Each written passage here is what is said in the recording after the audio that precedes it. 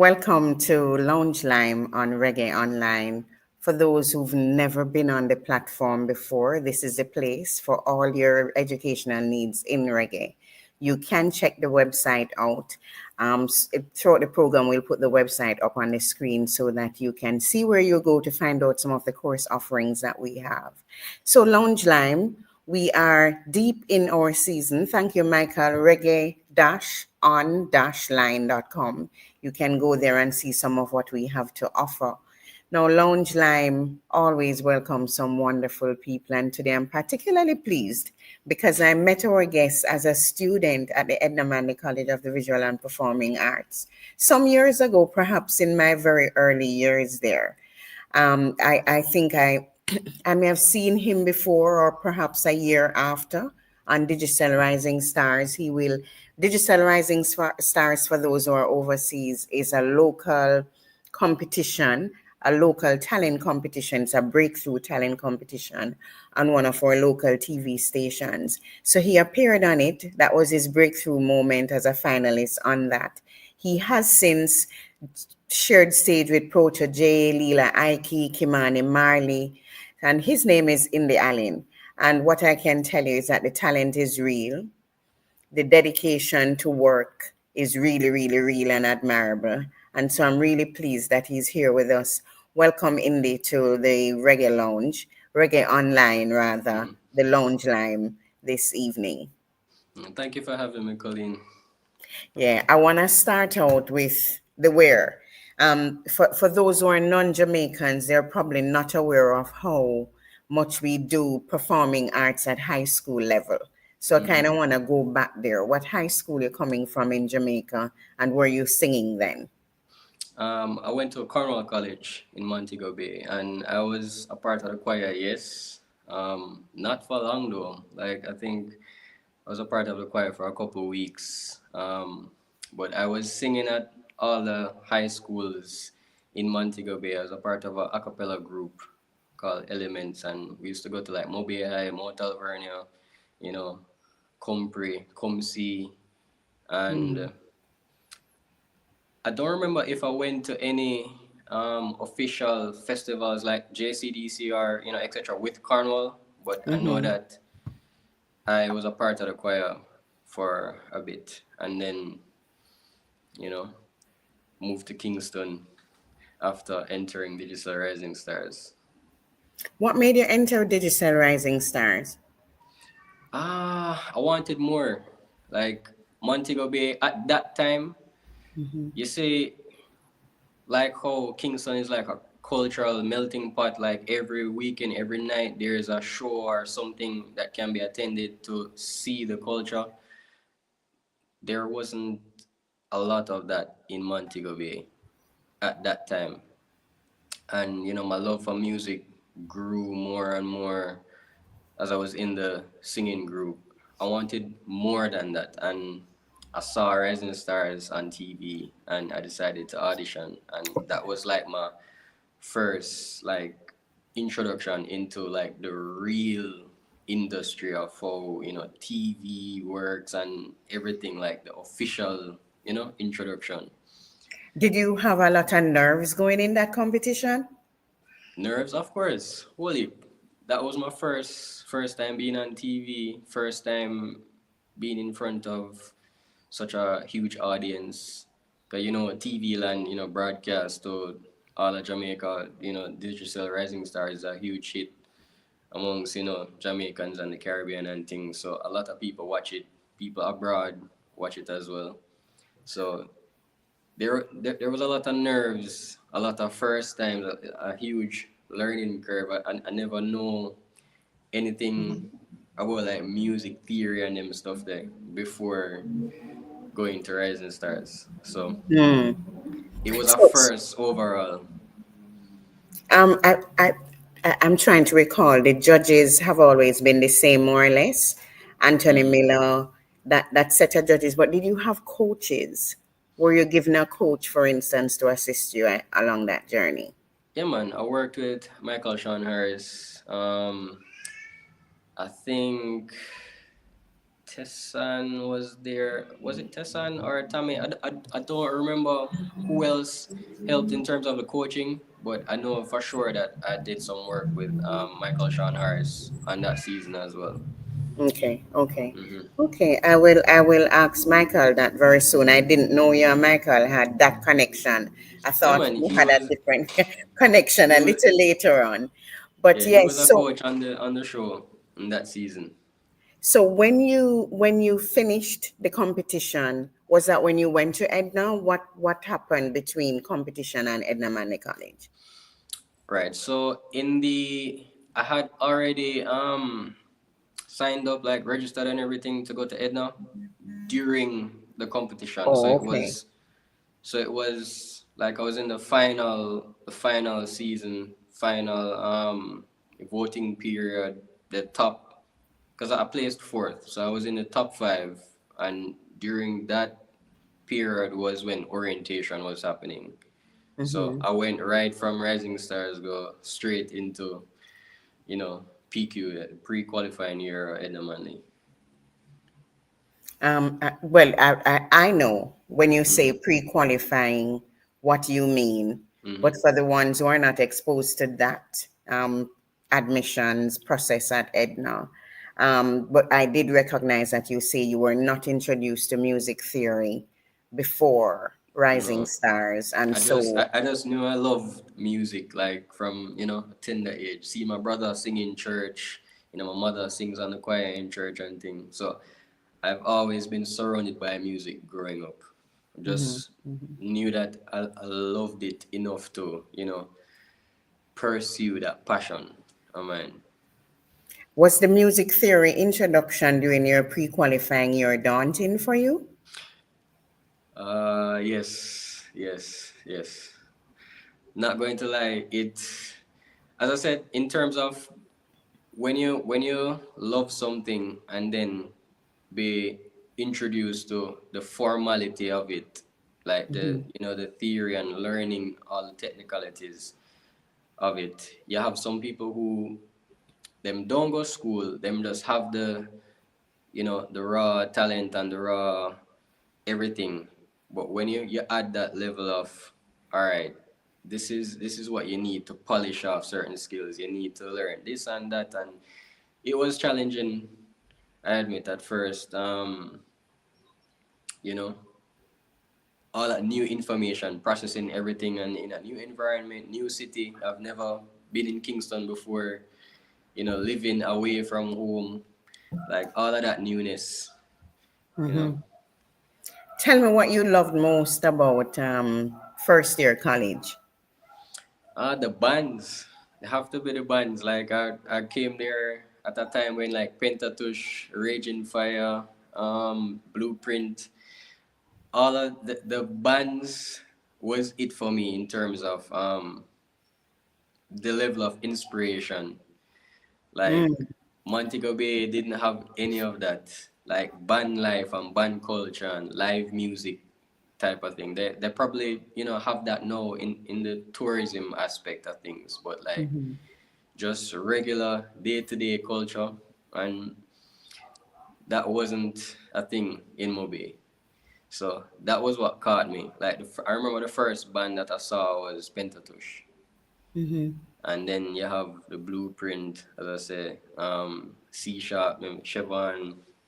So all of that live music scene in Kingston. That's what really you know lit that fire blaze when I was in first year, because that most of those bands would be around school a lot. They they'll would be come passing by. through. Hmm. So I learned a lot in that time, and learned a lot from the lecturers as well. So did So you did you go into a band? Did you yes, had a band at Edna? What was your band called?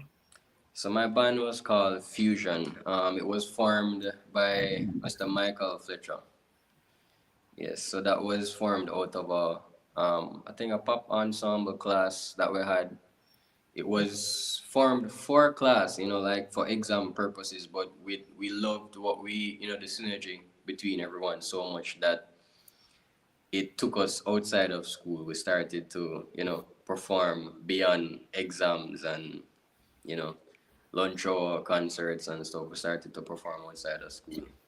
I couldn't remember the name of the band, but I could remember all of you. Yes. I call you the hype set. It Hype was set. like a hot set of students at that time.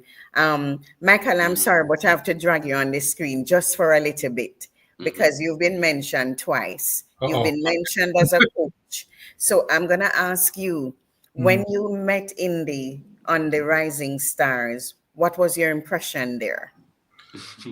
I That's why you're laughing. I just had I just remember Hey Soul Sister oh as she asked that question. Yeah. Go ahead. Hmm. no really, I feel I think I remember, and it wasn't him alone. A lot of them, the contestants, when they came in, there was so much going on. You know, when you go to the with Rising Stars, especially, not anything else at TVJ. Mm-hmm. With Rising Stars, especially, there's all this press and all this buzz around. There's a whole Mm-hmm. extra crew that comes around to help with Rising Stars, Mm-hmm. and there's so much going on. I could feel they were all a bit overwhelmed. You know, a little. It kind of. Oh, there's like, oh my God, what am I into? Like deer in the headlights. Mm-hmm. That went on a lot. You know, so sometimes you're trying to encourage, but sometimes you have to bad them up too, and you know. But it was trying to do a mix of that, and you know, sometimes you might get too soft, or sometimes you might be too harsh. You know, that's that both things were possible. So that was impression, but the talent, of course, was there. Beautiful voice. Thank Hey, you. soul sister, tell me that story. Come and feel like me. I want outside. I don't remember the story. Um, I think so. He was very impressed by my range and recommended that song. And like I remember, being daunted by it. I was like, boy, I don't think I can sing that high. Because if you know that song, the register Can we for the hear a singer little bit is of that? no. Yes, like you look like you're in a one space we're set up already. You can't fly. Hey, hey, soul sister, and the Mr. on the radio, stereo, the way you da da da da da. It was like all the way up there and like doing that at head voice, not like Mhm. falsetto. So, the first time in TV and all of that, as he said, it was a bit frightening. Like, but I think I did accept the challenge, and I think I did that song.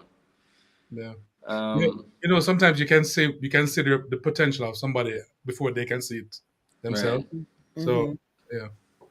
So having seen him on Rising Stars, now it's time to audition to go to Edna. You were in the Mm-hmm. audition, sir?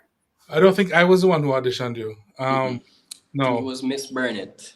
right. It was Laurie. Mm-hmm. Yeah, Oh, Mm-hmm. yeah. Lori. But I, I remember when I saw him come, I was impressed because not a lot of times the contestants would You, come you and said the transition from the right. show to school, yeah. So I was really impressed that he was at Edna. what So was your audition music like, Indy? I think I sung a Jackie song, and they wanted me to. I don't remember what were the other pieces, but it was interesting.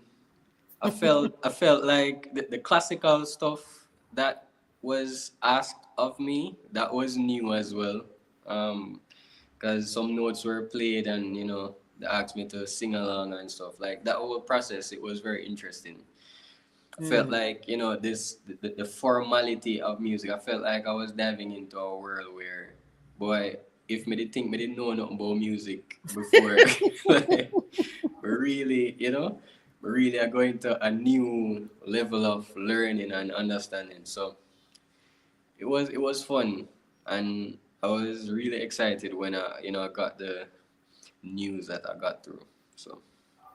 And Michael, one more before you let you go. all right. When you think of the young rising star contestant to the student who entered Edna to what happened when he graduated, like I tell you, I thought they were the hype group. We Right. can name They them were. down. They There, were that group. it was a proper hype group. Yeah, People man. we wanted to. There is a video that they have on YouTube that I always like to watch. I don't know if we can find it Mm. a little later on and share if possible. You know which video I'm talking, Indy? It is. Is it a Maroon 5 that you Um, all did over oh and you? yes, yes, yes, yes, yes. We used to do mashups like when we just leave school.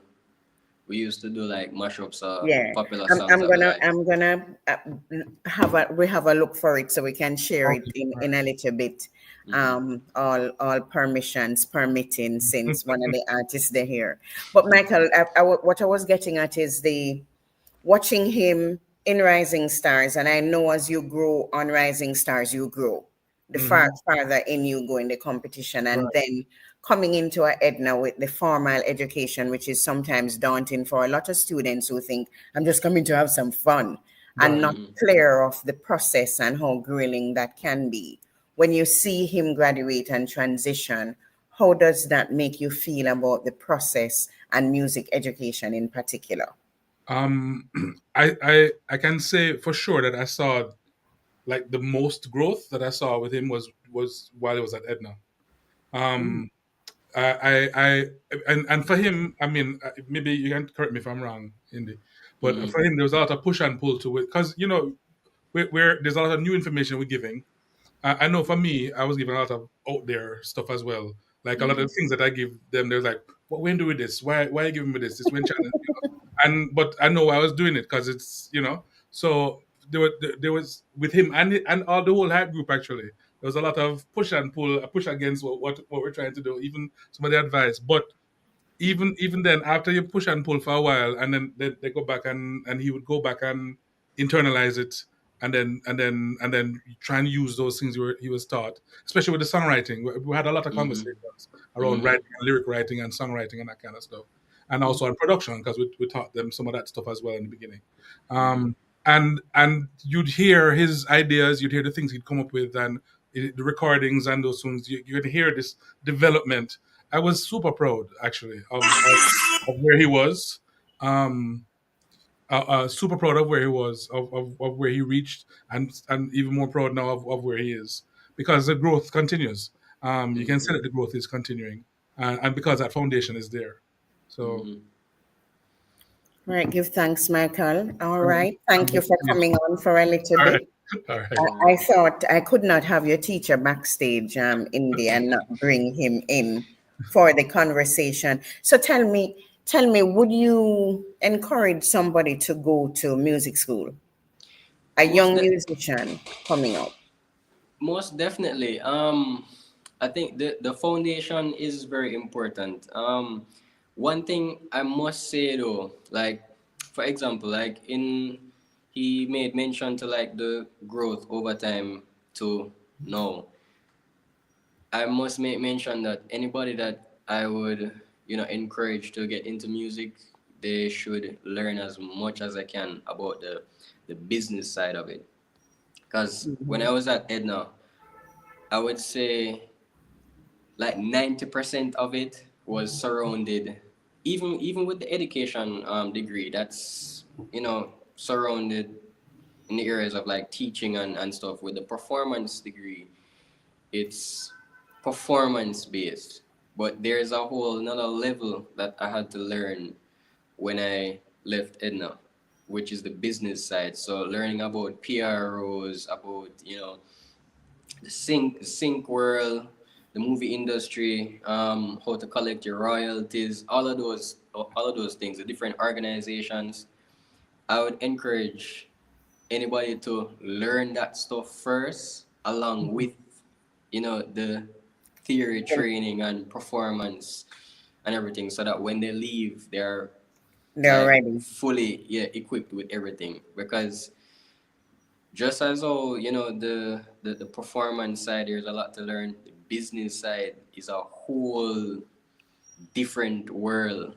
When you're dealing with publishing companies, you have to know about your copyright stuff, all of them things there. Like if And if really, if me never love it, me wouldn't. If me never love what me do, me wouldn't I, desire like search after that information for myself when I left. Cause I learned, me did have to learn him something that, like, the internet was my your school bestie. books. Okay, After so school. I would have waited a little bit to go into the business part of the music, but let's just go there and we'll come back to your creative process a little later on. Because Okay. you mentioned, I did notice, and we were talking just before we went live about your sync deal. Mm-hmm. And one, an idea for those sync, I'm using it as it's a short for synchronized Synchronization. synchronization. So Mm-hmm. to just talk a little bit about your sync deal with Disney, how that happened, what Mm-hmm. made that happen, how were you positioned for that? You know, they say when opportunity meet preparedness, it's a recipe for success. So what did you do to prepare yourself for that? Well, it might sound cliche, but that moment was birthed out of a lot of late nights at the studio. So when I just left Edna, I was doing a lot, still the next level to the thing now, because I produce my own music now. But I was doing a lot of studio production. Like I would go into the studio with like different producers and go there like 6 p.m. and come out 6 a.m. the next morning. We're there writing and just recording and stuff. And that song came from one of those regular late nights that we would do, where I was working with a young producer called Kimani, and same like every regular night, went into the studio, never reach home till 6 o'clock the next morning. And a couple of years after, that song got picked up by a movie that was produced by Disney called The Wild Season 2. And so that whole thing was birthed out of collaboration, and putting in the day in, day out work of, if me never did probably go studio that night there, that song there probably would have never been written, and that opportunity would have never, manifested. So it's sort of a cliche story like that, but it came out of that hard work in the trenches kind of thing, and collaboration, as I said, because the publishers for those producers at the time were the ones that were pitching, so they had, you know that producer's catalog pitching and everything, and because I was a part of that project, I benefited from it in that way. And how is that for you? But when you do this kind of, did you share? I know you shared with me before. You know, like for Hmm. what Disney, just for the audience purposes, what specific project, and if somebody were to ask you, is that lucrative for you? Is it? Yeah, sync is lucrative. All right, so I would say that the sync world, it might not seem like it, but it's a whole world by itself where I might dare to say it can be more lucrative than, going on tour, Mm-hmm. 6 months throughout the year. You can have one sync placement that can, provide more or the same as a top tier artist who would go out being, on the road for months. That same Mm-hmm. earning power you can get from one placement. Okay. So it's I would say it's a very lucrative industry. I think a lot of people might not think that because of information, and they might think that, that arena is saturated, but it actually isn't. There's a huge demand there for content, whether it's instrumentals or, music with vocals on it, like songs for that Mm-hmm. market. Every day there's a film going into production, there's a game being made, the sports, they need music for the ads on TV, all of that stuff. So it's Mm-hmm. very lucrative. Um, Nice. they have different sides of it as well, in terms of, it depends on the deal. Some deals, it's from a residual standpoint, where there's residuals. You have some deals that it's a one-time payment thing. So, and it all depends on which position you are, playing from, whether it's ownership or you were just a songwriter on it. So it's just Okay. publishing you have, or, So it all depends. But it's a very great industry to be in. And how did you find out about that? Same internet being a friend? In terms of learning more about it, Mm-hmm. I knew about sync deals before I got the opportunity with Kimani and Agent Sasko and everybody that were involved in that song. I knew about sync deals before because I play video games. Like I used to play video games hard when I got Edna. And so I knew that, oh, like, for video games like Grand Theft, the music has to be licensed. Like we would hear Chronix and Protege, in Grand Theft and them things there. So we knew of You're aware of it, yeah. mhm, these things happening. But when it happened to me, I started to, learn as much as I can about it to, replicate the process, to get more into that world. So like even now I have a publisher, and like that's a huge goal of mine to get more stuff like that. I now produce music for that side of the industry as well. So I'm not Nice. just thinking as you know, like there are several revenue streams That you to the can as music an industry. artist. Hmm. Yeah. I remember when you were leaving, or up to when you were leaving Edna Manley College, you formed a partnership with a young man from the School of Arts Management. Hmm. Um, was Cardo. Cardo. Hmm. Um, are you still work with Cardo, or is that still going? Or No, no. are So you we, self-managing now? I did a lot of work with Cardo. Bless him up anyway. Him there, if he's watching, don't know. But I did a lot of work with Cardo when we were in school and after school as well. But to say for the most part, even while working with Cardo, I've always been, behind the steering. Like I've never Mm-hmm. been the one to, just because I have different persons that I'm working with, to just sit down and even from the learning aspect of the business side. So yeah, man, we had a great working relationship during school and after, but we're still good friends now, but we don't work together business wise. Okay, okay. Mm-hmm. I wanted to find out from you just a little bit about some of your major sound influences. So the Mm-hmm. sound that we call indie Allen, Mm-hmm. who are some of the artists who might have influenced that sound?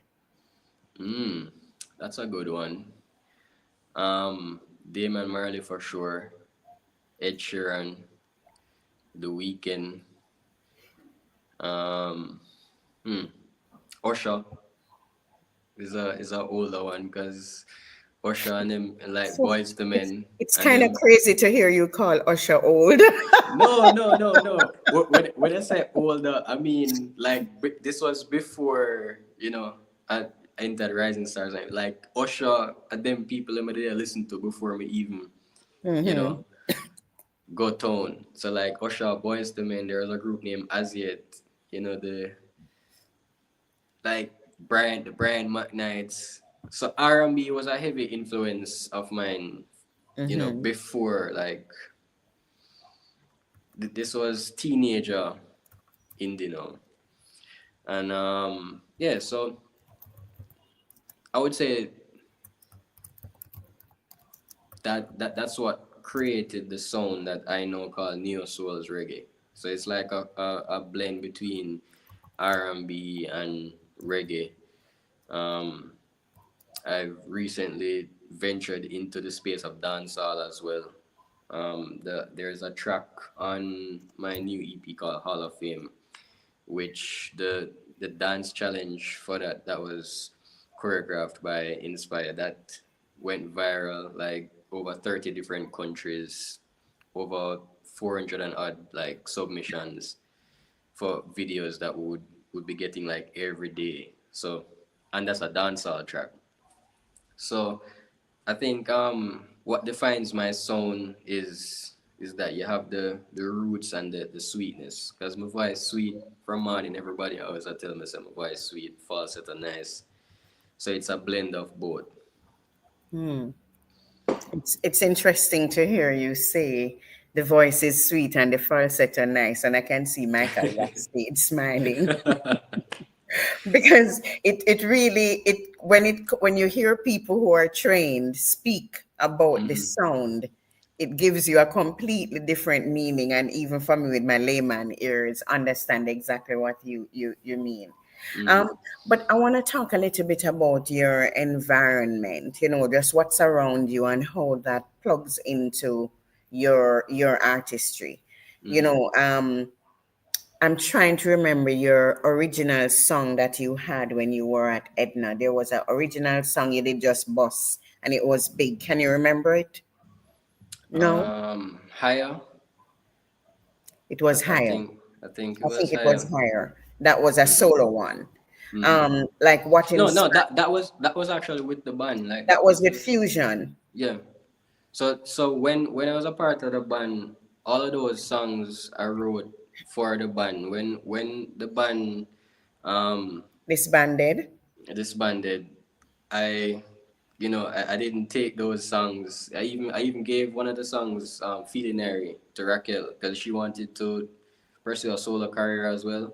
Mm-hmm. So all of those songs that I wrote for the band, I said, this was a moment like you guys have it, and then I rebranded as Indie Allen after, and that's when I launched out. But But yeah, me never hear those this songs song are then. amazing. I'm thinking so too. And if you were to be booked for a show, you wouldn't play any of those songs? No, no, no, no. That was the whole purpose of me rebranding because all right, when I went to Edna, um, I was under the stage name Dominic Young from Rising Stars, and when we decided that we were going to take the band seriously, there was a conversation that we wanted to be a band like Third World, that the lead singers, there was no lead singer thing, it was just one A name, full band, yeah. So I decided at the time that this is what I want. Like coming from Moby and seeing the band life and everything, me say, yeah man, done away with the solo thing. Like so after that, the rebranding was necessary for me to step away from that identity in terms of having an identity of my own now. So Indie Allen was born out of that, and all of the songs that were written after that period were solo songs same way. Well, may I have to go back to a question now? Which name your parents gave you? So my last name is Allen. Like that Okay. that's my legacy right there. Like, Um Michael is my first name, government name. So the full name is Michael Allen. And Indie just represents, that lifestyle, that movement for me, being independent, being, driven, focused on just being free, that expression of not being contained to any box, creatively or otherwise. So Mm-hmm. that's what indie means to me, like the whole movement of being independent. Same way with the business part, like never sit down and wait for anybody to teach me the business. Like I know it, I go learn it for myself. So it's a whole movement and lifestyle. Would you ever go back in a band? Mm, in a group, no. No. No, not from the perspective of removing my identity, or it would have to be in the format of like how you have protege and indignation or chronics and zinc fence, Oh, like okay. a partnership sort of thing, but not how I did it before. I still find it interesting that you gave up some good songs. I I really mean, do. Feeling Airy was, I think, the only song officially released from that time period, and Raquel, we even shot a music video for it. But the other songs, I never, you know.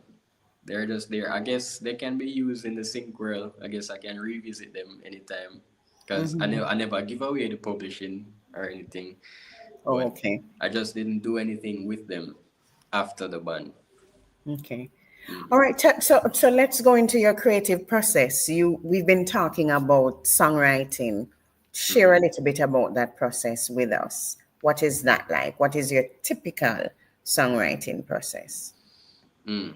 It might sound like chaos when I describe it, but that's how my It's brain okay. works. So, um, sometimes I start with the guitar. Like I'll just be playing like chords that I know are, a progression, and I just a walk up and down and play and play and play and I mumble stuff and I hum like, and whichever melody that comes out that sticks with me, because I think one of the things I've tried to do over the years also is to not approach like, creativity as a student. It might sound weird, but being formally trained, I don't approach it like that. I approach it from a layman's perspective of, if this sound good, it just sound good, or would I enjoy listening to this at a show, or like that's how I formalize or create. I don't create from the music theory standpoint where, all right, I'm going, it has to be in this key and this has to be on this beat, and no, I create with how it feel and how it sound from a fan of music myself, like just like when would I hear, a song, listen to it. Um, the guitar, and then there are periods where I would get a beat, like, when collaborate with a producer, I get a beat. Same thing, I play it, walk up and down, and just sing anything, mumble, freestyle, and these are the things that puts out. It's like you ever see like a painter, them throw paint on the canvas. It's kind of like that, and then you see them start connect the lines and start like, so that's basically how my creative process goes, where I just express myself and then put the pieces of the expressions that I like together at Okay. the end. That's pretty reasonable. But tell Hmm. me about some of the inspiration for the lyrics that may come out in your writing. Lyrics, all real life, all real life. Every song that I've written has been from a real life experience. Catch a Fire, the first song that I released in 2018, that was, I was going through, or I won't say breakup, but the relationship was dying at that time, and hence Catch a Fire. The whole concept of that song came out of that experience. The West, I wrote I wrote that song when my cousin, there was a shootout on the highway in Montego Bay, and my cousin and his family got injured in that incident. Um, that that was tragic for me to experience. Having almost losing my cousin and thing. That experience inspired that song. So every single thing, come right up to Good Vibes Only. Good Vibes Only was inspired by me having family and friends who are going through mental health struggles and thing, and the affirmations that I would want them to hear, because some of them live abroad and thing, figuring out what way I could continuously or subliminally encourage them. The song came about, and also the news that I was going to be a father added to that inspiration as well, because that was around that same time when Good Vibes Only was written. So all of my songs are from real life experiences. I don't think I'm an artist that I would say can just pick a topic so and just write per se. It's either vicariously through someone else's experience that I know or my personal experience. That's I what makes it authentic for me. Like for you. staying true to what I want to express. And in that way, other people who go through similar situations like that, or my community or my tribe, people who can relate to that. That's When when you it find the true supporters. It's interesting that you went straight to true supporters because my next question was actually going to be Mm-hmm. how do you stay true to yourself and at the same time trying to build an audience? You're growing your audience, so you Mm-hmm. kind of feel like you must be giving audience what they want, but you need to be true to yourself. Do you find yourself facing that at all, or that's not something that you've ever been concerned about? It's something that I used to struggle with, like especially with the whole social media birth, like when Instagram came out and all of that. It's something that I used to struggle with, like finding that balance of or thinking that I needed to find that balance of, oh, like how do you give them what they want in Mm-hmm. contrast to what do you want to say. But then, the more you learn and the more you go through it, you realize that it's all about being vulnerable, and the only way like the audience can even get to know you or connect with you in the first place is you have to just speak your truth or share your experiences, and Mm-hmm. that's how you grow that connection. Some people, like some music business people, call it a cult following or cult fan base. I don't really use them terms. I use true supporters. These are the persons them way through your vulnerability of you Mm-hmm. sharing who you are, even with the social media angle, where you whatever content you make or anything like that, it's through that they get to really know you. So you Mm-hmm. don't have to do it for them per se. You just have to be you. So, where I want to go to is when I sit and listen to you, Hmm. you seem like you take life really easy and that you're completely unbothered. So, I want to ask, have you faced any challenges, on this journey? And what has been your biggest obstacle, you think, if there were one? Mm, whole heap of challenges we face. There's too many to count. I think that also a lot of people or a lot of creatives, it might seem that way from social media or you know communicating with them that, oh, everything's okay, like they never have a bad day or they never had a bad experience in the industry. But the music industry is one of the toughest industries to be in. Like, everything that you see, like the rewards and everything, it's nice, it looks shiny and everything, but the amount of ups and downs, the slow periods, even the high periods, the high moments, Mm-hmm. those too can come at a cost, or it can feel a way, because then you might have family that's not getting the time to spend with you, or there's always some piece that goes against each other. So I would say yes, I have had a lot of challenges. The question that you asked, if I could share some of those challenges, mm, You could give one if you're comfortable. I would say the biggest challenge that I've had in the local space is like dealing with people who they don't understand the business.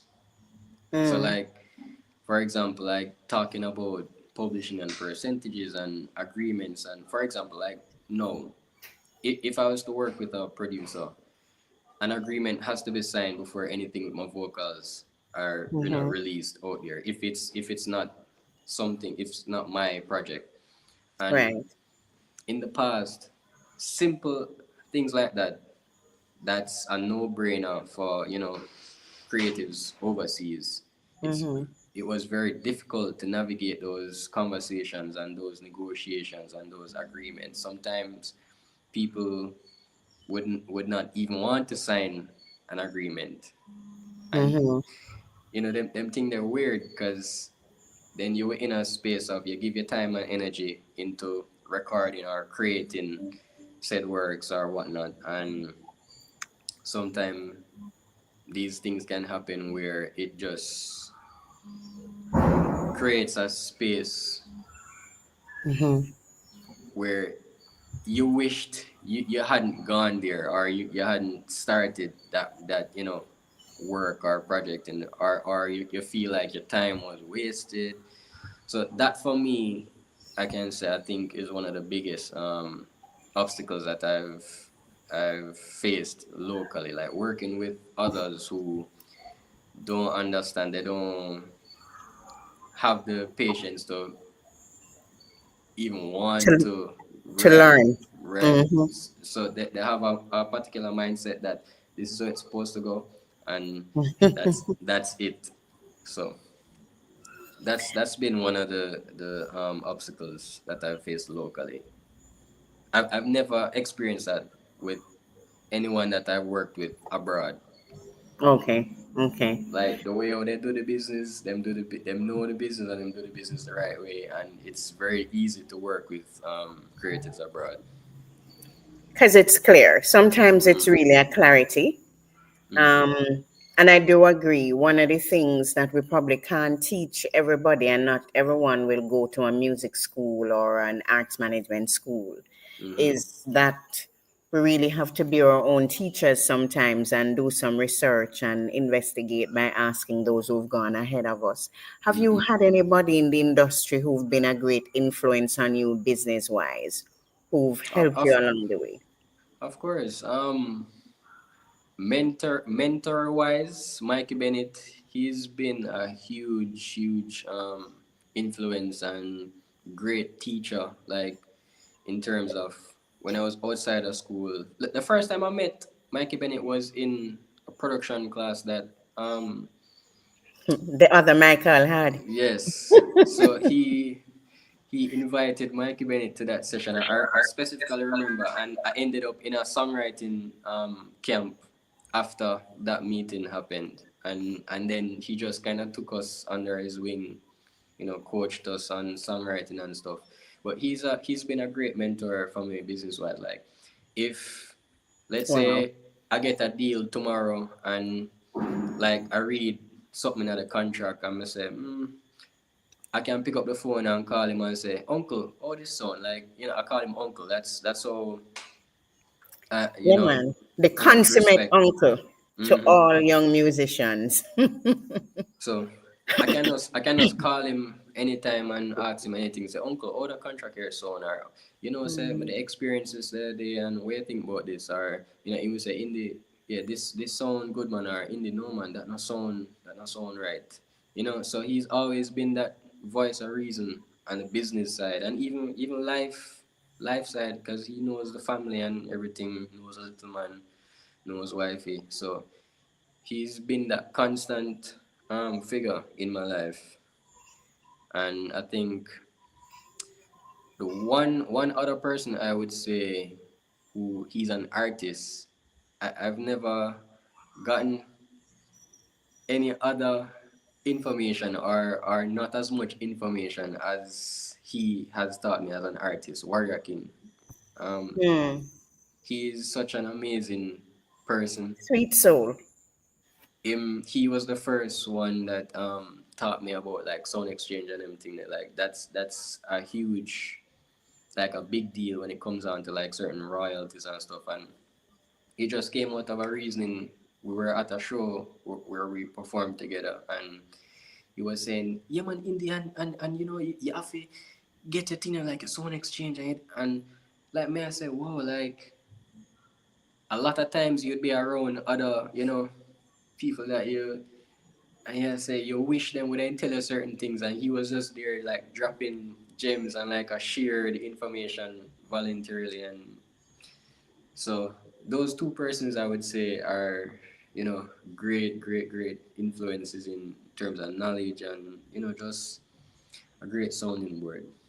Oh, that's great. I mean, we've had Mikey Bennett. Mikey Bennett is a reggae online friend, Mm-hmm. probably reggae online uncle. And Mm-hmm. so we've had Mikey on in Lounge Lime and in different platforms, always giving, always teaching. So we give thanks. Um, when you said your name was Michael, I said I forgot that, but I've been surrounded by some wonderful Michaels. Yeah, Michael man. Sean Harris, Mm-hmm. Michael Bennett, Michael Ibu Cooper, Michael Yes, yes, yes. Holgate. We've had Mm-hmm. some great Michaels. So you've been given a good name for, just a rich future just because of that name, Indy. Mm-hmm. And I heard your baby in the background, so I'm going to ask you one question All right. about that. How did that change your life? Has that changed your life at all? It has. It made me push to go harder on the business side of things, because as we spoke, we touched on the sing stuff before. Like, it opened my eyes wider to maybe before I was just thinking, yeah man, stage and performance and touring and but it opened my eyes to a lot more that I could accomplish. Mm-hmm. And it made me also, think about legacy and how important family is. And so that's where, like, everything that I do now is has that intention behind it. Like, you know, tomorrow, like generational wealth, like, ownership, a catalog, all of that stuff. Every single thing was opened up from that moment of, hey man, I'm gonna be a father, and like, things have to go be different. So the thought process has shifted dramatically, I would say, from that moment.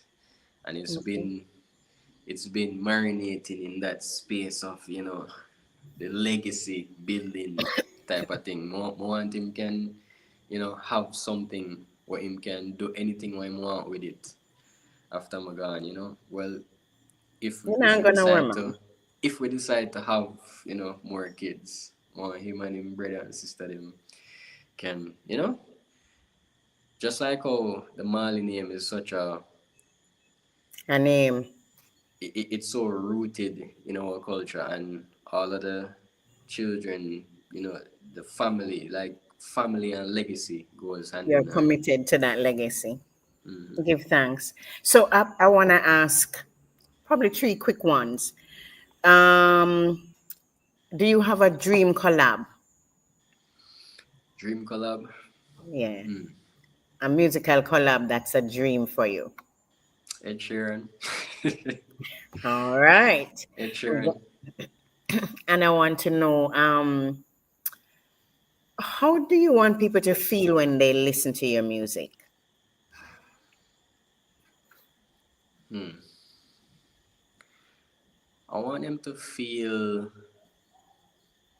like everything's going to be okay. I want them to feel love.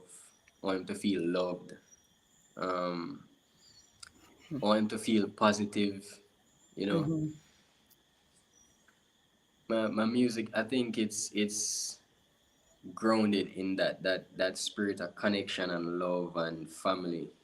Like everything that I write about, even from the social commentary standpoint, it Mm-hmm. still has love in there, that sense of unity and, togetherness. So those are the emotions that I want people to feel. I want them to feel free and feel love and feel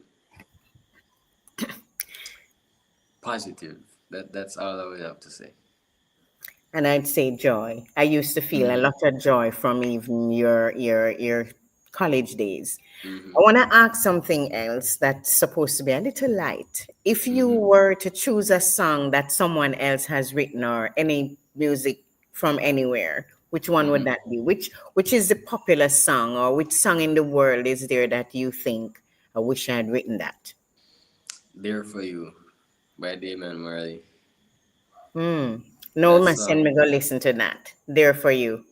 I remember when I did my final year exam, I sang that song to my mother and she cried like the whole auditorium did tear up like so that song has always been a special song to me. Um so There yeah, for you. that would be the answer. I wish may write a song like that. You may write a song like that one day very Hmm. soon. What's probably a hidden talent or something that you do that no that's not really popular, that no one knows about, except those very close to you? I can draw. You can actually draw? Like Yes. good So draw? yeah, man, I used to enter like SRC poster competition when I was in Cornwall. Um, Regular times we wouldn't get back like with pieces that we would enter. And like our art teacher, Mr. Clark, used to tell us, say, look, you see anything wanna enter, I wanna get it back, I'm good or no good. Like them now go send back on the work. And that was the case. Like we didn't get back any of like CXC piece, them anything at all. They just kept it. And we would enter like that art competition every year when I was in Cornwall, and I would always win prize money and everything there. So that was something that I loved. Not Hmm. sure why I stopped, but I guess music was just the thing that called me more. I guess. So if you're doing releasing an album, Hmm. do you have any influence on the graphic? All of the artworks at for my latest releases, I've done them. I've designed them. So you actually use your skill, Mm. As right? all right, so the question that you asked about my like self management, like every aspect. So like managing and collecting my royalties, managing my catalog, all of that stuff I've been doing from my start till now.